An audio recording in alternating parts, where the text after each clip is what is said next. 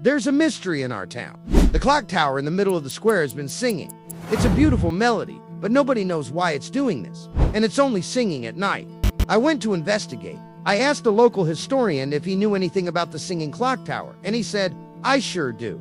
He explained that the tower was built in 1888 by a famous clockmaker, and every single year on the anniversary of its creation, the clock tower sings. But why? Why does it sing?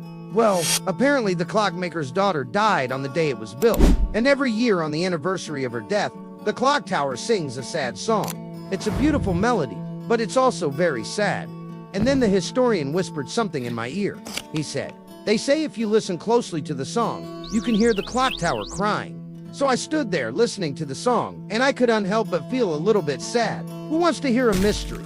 How about a cartoon mystery? Well, here's one for you.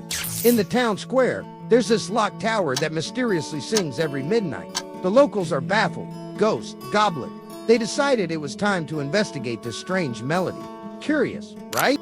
They set up a camera to catch whatever was going on, and they waited. And what they caught on camera was so unexpected. It wasn't a ghost or a goblin. It was a little girl in a Victorian nightgown. And the mystery doesn't end there. The next night they heard the singing again, but it sounded different. This time it sounded like a man. So they set up the camera again and they waited. They caught a little boy in a Victorian nightshirt on camera.